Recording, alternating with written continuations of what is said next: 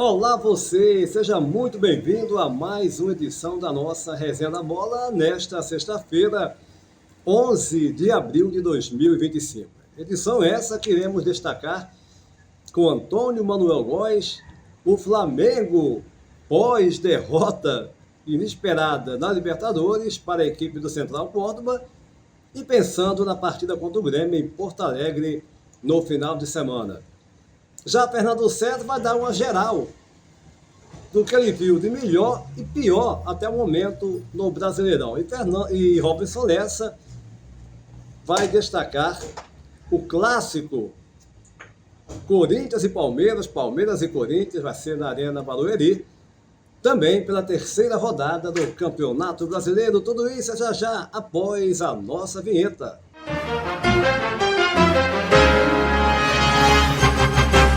E a gente inicia mais uma edição da nossa Resenha da Bola. Eu vou direto ao Rio de Janeiro, Antônio Manuel Góes. Flamengo encarando o Grêmio, teve aquela polêmica toda em relação à derrota inesperada na Libertadores. Eu também fiz críticas, a gente pode até rever algumas colocações feitas, é normal isso. Você disse alguma coisa que talvez não foi um pouco exagerado. Eu considero ainda que, é claro, o Flamengo, se tivesse entrado com jogadores que a gente sabe muito bem ficaram de fora, teria mais qualidade. Agora, não dá para também crucificar o Felipe Luiz, ele vai ter erros e acertos, é um técnico novo, mas eu deixo para você analisar toda essa situação e o jogo contra o Grêmio no final de semana. Um abraço, Antônio Manuel.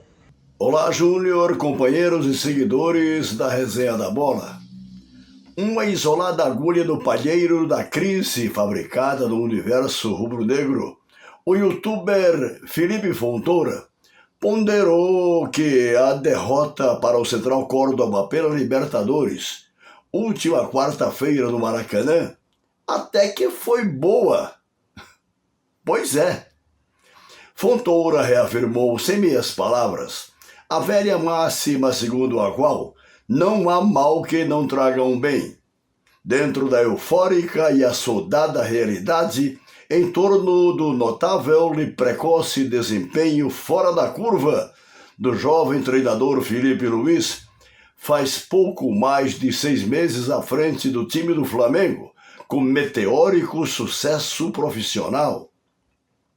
O próprio Felipe Luiz, pés no chão, tem reiterado em elogiadas entrevistas a obsessão de sempre vencer, mas com a prudente ressalva de que também iria errar em suas escolhas na escalação do elenco, o que de fato, na conta da maturidade na função, ocorreu contra o Central Córdoba. A considerar que os argentinos, estreantes em Libertadores, jogariam um jogo da vida por um honroso empate no Maracanã, a decisão de Felipe Luiz em preservar no primeiro tempo o trio Wesley, Gerson e Pulgar não configuraria um desacerto, dado o avassalador domínio territorial de sua equipe, com média de 80% de posse de bola, até porque esses jogadores, lançados na etapa final, não ajudaram na complicada reversão dos 2-0 contra da fase inicial, já que o gol rubro-negro ocorreu em certeira cobrança de falta de fora da área por De La Cruz. Ao sofrer 2 gols em meio ao amplo domínio territorial, o time do Flamengo se desestruturou emocionalmente, motivo da sequência de oportunidades perdidas para empatar e virar o placar, até por mais de 2 gols de diferença. E não conseguiu. Considero emocionalmente inconsequente atribuir a escalação inicial do Flamengo a suposto pouco caso em relação ao adversário da Libertadores.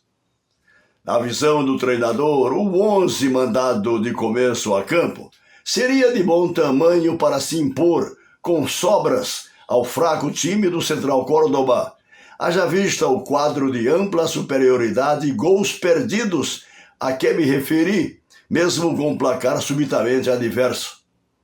Felipe Luiz fez sua escolha e não se deu bem.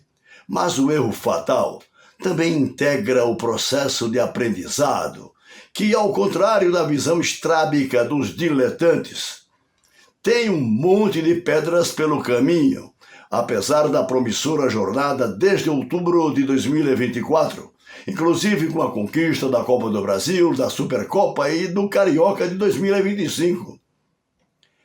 A crise suscitada nos arreganhos da mídia passional e irresponsável, que abre mão da análise crítica dura e equilibrada, sim, e assume o lugar do torcedor ao evocar de repente o fim de linha para um Flamengo em começo de temporada, expõe a inépcia desses formadores de opinião, nada isentos do exercício da tarefa a que se propõem. Enfim, em cima do caos fabricado por ensandecidos oportunistas, o futebol do Flamengo, José Boto à frente, juntou os cacos e virou a chave, já que nesse próximo domingo terá outro difícil compromisso, dessa feita na terceira rodada do Brasileirão, contra o Grêmio em Porto Alegre, e pelo andar da carruagem, com o reforço de Danilo disponível para o reforço na retaguarda, após lesão, o treinador irá de força máxima, incluindo Pedro no banco de início, cujo retorno, começado na última quarta-feira, obedece a uma minutagem que não comprometa o processo de readaptação, após 7 meses longe dos gramados, por grave lesão e subsequente cirurgia reparadora. Dessa forma, depreendo que o Flamengo irá de saída nesse próximo domingo contra o Grêmio em Porto Alegre, com Rossi, Wesley, Ortiz, Léo Pereira e Alexandro, Pulgar, Gerson e Arrascaeta, Plata, Juninho e Bruno Henrique, Antônio Júnior. Olha, Antônio Manuel Góes, eu repito o que eu disse, eu acho que a crítica, a gente tem que avaliar, colocar todas as questões envolvidas no fato para fazer uma crítica, é óbvio. Agora, e rever também algo que você disse, é salutar, é inteligente. Agora, eu considero que, até mesmo porque vai ter erros, né, de um treinador ainda mais novo, só que o Flamengo, de fato, independente de ter entrado aqueles jogadores ou não, foi um jogo muito abaixo, teve posse de bola, 80% na primeira etapa, mas foi um jogo muito abaixo da média do Flamengo, uma sucessão de erros também, erros defensivos, e acabou a derrota. É claro, a gente no primeiro momento cita, se tivesse Gerson, Pulgar na primeira etapa, é uma questão óbvia. Agora, eu não concordo e estou de 100% contigo, não dá para essa turminha que gosta de aproveitar uma situação para começar a criar um clima ruim, aí não dá, né? É gente que ainda aparecer, gente que não soma em nada com o futebol. Mas agora eu vou até Curitiba, no Paraná. Fernando César, você fazendo uma análise do que viu de melhor e de pior até o momento no Campeonato Brasileiro. Um abraço, Fernando. Olá, Júnior. Olá, amigos da resenha. Meu caro Júnior, quando você me pergunta sobre equipes que poderiam ser apontadas como candidatas a brigar pelo título, é evidente que a gente tem expectativa em cima de algumas equipes pelo que investiram e analisando principalmente o elenco que os seus técnicos possuem, justamente para brigar por algo mais importante dentro desse equilibradíssimo campeonato brasileiro. Indubitavelmente, o campeonato nacional mais equilibrado, eu diria, do mundo, porque você vai nas grandes ligas e você, analisando os elencos, você mais ou menos sabe quem entra para brigar pelo título, né? É o caso de o Manchester City, que neste ano surpreendentemente está decepcionando, mas a gente tem alguns elencos para apontar com possibilidades de disputar o título. No Campeonato Espanhol, a situação fica ali normalmente entre Real Madrid e Barcelona. Em Portugal o Benfica, né? No máximo mais uma ou outra equipe, e assim sucessivamente. No alemão você sempre tem um Bayern como candidato a lutar pelo título. Mas no Campeonato Brasileiro a situação é diferente. Aqui a gente tem pelo menos 5 equipes ao início dos nossos campeonatos com possibilidades de brigar pelo título. Eu me lembro que a véspera do pontapé inicial da largada do Campeonato Brasileiro, eu cheguei a apontar 6 equipes que, analisando os elencos, eu tinha como candidatos a brigar pelo título. Hoje, para responder a sua pergunta, o seu questionamento, eu colocaria nesse momento 4 equipes, a saber, até você pode comprovar isso em apenas 2 rodadas, buscando a tabela de classificação. Eu coloco o Internacional pelo elenco, pelo que vem produzindo, o Corinthians da mesma forma, pelo que já investiu na temporada passada e começa o ano já conquistando o disputadíssimo Campeonato Paulista. Eu coloco, além de Inter e Corinthians, o Flamengo e o Palmeiras. São essas as 4 equipes. As demais, claro que muita água ainda vai rolar até a 38ª rodada, e algumas situações podem influenciar essa caminhada, como, por exemplo, o Mundial de Clubes. Isso realmente vai mexer também com as equipes postulantes à disputa do título. E como decepção, Júnior, pelo menos até aqui, eu coloco o Santos, que ainda não pôde contar com uma sequência do Neymar, e claro que isso também influencia no seu rendimento, que ainda está longe do ideal.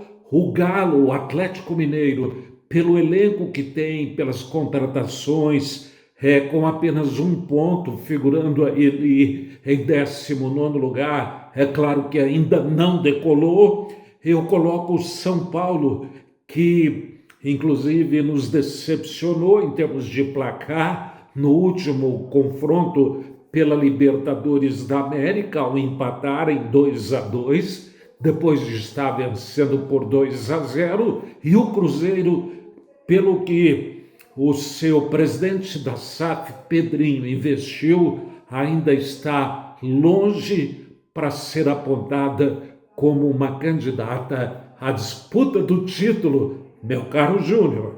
Pois é, meu caro Fernando César, e você fazendo aí uma comparação também com o futebol aqui da Europa, as principais ligas. De fato, as equipes citadas por você estão no melhor momento. É muito cedo para falar em título, mas pelo menos que gera, né, uma expectativa de brigar, pelo menos, pelas primeiras colocações ou até pelo título do Brasileirão. E o Cruzeiro, de fato, contratou jogador que não estava bem, né, em seus clubes anteriores, nos clubes anteriores. Mas agora eu vou até Penedo, Alagoas, Robinson Lessa, e você destacando o clássico Palmeiras e Corinthians na Arena Barueri. Tem favoritismo? Quem está melhor para você? Um abraço, meu caro. Olá, Antônio Júnior. Olá, amigos do Resenha da Bola. Nós estamos aqui passando para falarmos um pouco sobre o grande clássico que vai acontecer no final de semana na terceira rodada do Campeonato Brasileiro, envolvendo Corinthians e Palmeiras. Partida inicialmente prevista para ser disputada no Allianz Parque, mas por conta de um show que ali será realizado, acabou sendo transferida para a Arena Barueri. mando palmeirense, evidentemente, continua, mas o local foi modificado. Não deixa de ser uma vantagem pequena para o Corinthians, porque jogar lá dentro do Allianz realmente é complicado, é bem mais difícil, mas, independentemente desses detalhes, é um clássico dos mais equilibrados em que eu não vejo favoritismo para nenhum dos dois lados. É bem verdade que as equipes estiveram recentemente decidindo o Campeonato Paulista e nesses dois encontros o Corinthians venceu, inclusive, o confronto jogado lá no Allianz e empatou dentro de casa, conquistando o título estadual depois de 5, 6 anos.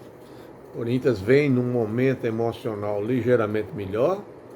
Palmeiras segue deixando a desejar por conta dessa derrota para o seu maior rival na final do Paulistão 2025. Vem sendo bastante cobrado pelos seus torcedores. Treinador Abel Ferreira vem tentando dar explicações as mais diversas, inclusive em alguns momentos sendo até grosseiro, né? A gente vê muito isso, esse desequilíbrio em algumas oportunidades por parte do treinador da Sociedade Esportiva Palmeiras, mas é uma outra competição.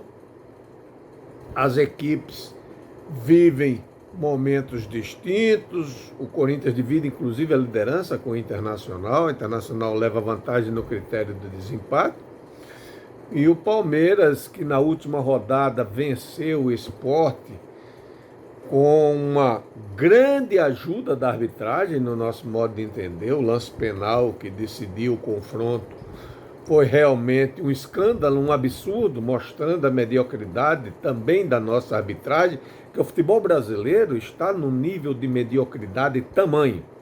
Administrativamente, nossos dirigentes são horríveis. Tecnicamente, nossos jogadores são muito bons de mídia, mas de futebol mesmo deixa bastante a desejar, e a arbitragem não foge dessa regra.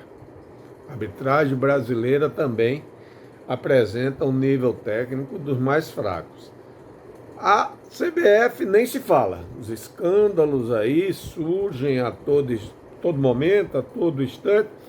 Então, o caos geral, administrativo, técnico do futebol brasileiro é algo incontestável. Mas, a despeito disso, Corinthians e Palmeiras deverá levar esse clássico, esse derby, um bom público até a cidade de Barueri, na Grande São Paulo, e a gente espera que apresentem um futebol de melhor nível para a alegria das suas respectivas torcidas. Repito, no meu modo de entender, é um duelo dos mais equilibrados. Legal, Robinson Lessa em Penedo, Alagoas. A gente espera, né, ter um grande jogo, um clássico desse no Brasileirão, dois rivais e a expectativa de uma grande partida, meu caro Robinson Lessa. Esta edição da nossa Resenha da Bola vai ficando por aqui, convidando você para se inscrever. Gente, rapidinho, vai lá, vai estar dando uma força enorme para a gente prosseguir a produzir conteúdos mais relevantes do mundo do futebol. A todos um abraço e até a próxima.